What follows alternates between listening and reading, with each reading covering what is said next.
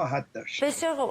حالا چون زمانتون تمام شد من برمیگردم، ولی بازم جواب سوال منو ندادید آقای ولی. من میگم این که شما چه میخواهید چه نمیخواهید، همه اون چیزی که میخواستید و نمیخواستید مطرح کردید. راه عملی رسیدن به یک گفتمان که بشه اینها رو مطرح کرد و بشه در سمت مقابل شنیده بشه و شما گفتگوی طرفهای دیگر رو بشنوید چیه؟ من برمیگردم، امیدوارم که این جواب رو در بخش بعدی بتونید به من بدید. بسیار خوب آقای ولی، صحبت شما رو میشنویم. به اضافه اینکه تقریبا 10 دقیقه فرصت داریم، من یه محور دیگه دارم که میخوام با تو صحبت کنم. خلاصه بفرمایید. ببینید، مسئله شهروندی را همیشه پیش میکشن. من ببین تمام این از یک موضع به اصطلاح ملی گرایانه هست. در تمام هر یعنی تفسیری از ملی گرایی، در ملی گرایی از شهروندی بکنید، همیشه فکر میکنه که شهروندی و هویت ملی با هم دیگه باید یکی باشن. چرا؟ توجه کی اینو گفته؟ خب برای اینکه ببینید، من میگم الان براتون توضیح میدم اگه اجازه بدید توجه میکنید. اگر شما بیایید در قانون اساسی بیایید هویت ملی رو بر اساس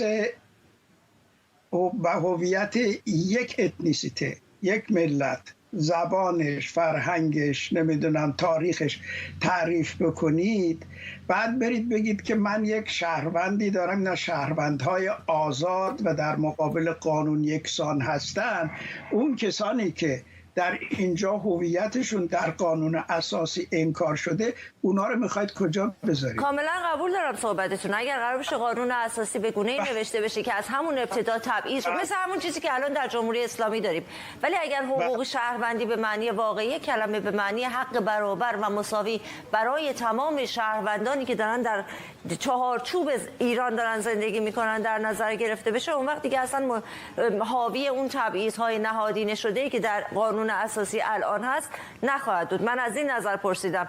بله. بسیار خوب.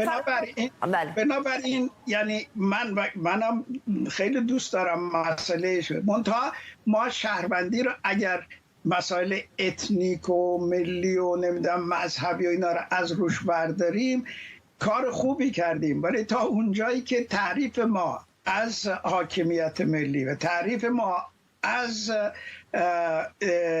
هویت ملی که در حقیقت هویت قدرت سیاسی هستش در قانون اساسی، این دوتا با هم نخونن، معمولا میگن بین این جدایی بین اینا را معمولا خشونت و خون پر میکنه.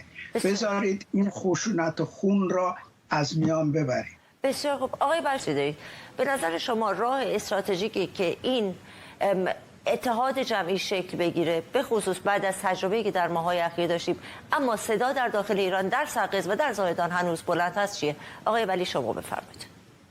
به نظر من اگر ما صحبت از اتحاد ملی می‌کنیم به معنای وحدت کلمه، اون مصیبتی که در سال 57 سر همه اومد، این چیزی نیست که یعنی یک آدمی با تفکر دموکراتیکی اینا قبول بکنه. ما یه صحبت از یک اتحادی میکنیم که این اتحاد باید تکثرگرا باشه و باید همین هویتی که من اسم بردم، گفتم هویتی که اسمشو بذاریم هویت ژینا، این هویت ژینا این یعنی وحدت کلمه نمیخواد. وقتی وحدت کلمه نمیخواد، تمام نیروهای اپوزیشن اگر واقعا اینا ادعای دموکراتیک بودن و احترام به حقوق فردی، اجتماعی، مدنی و اینا دارن، به نظر من باید بیان روی یک برنامه حداقلی ائتلاف بکنن. شامل چه چیزهایی؟ الان عرض میکنم. اگر این برنامه حداقلی هدف استراتژیکش گذشتن عبور از جمهوری اسلامی باشه، باید هدف اصلی امروزش اینه که چجوری با همدیگه نیروها را جمع بکنیم، بذاریم پشت. به نظر من این برنامه حداقلی باید قبول این این مثلا مفهوم از هویت ملی باشه که این هویت در زیر یک حاکمیت هست ولی تقسیمات متعدد داره. من میگم اگر هویت ملی ما میخوایم که سببش انکار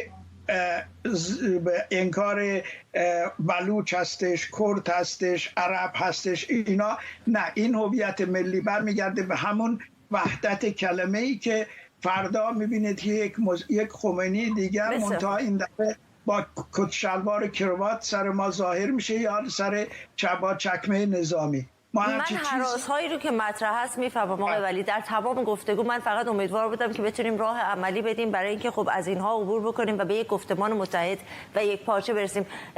کمتر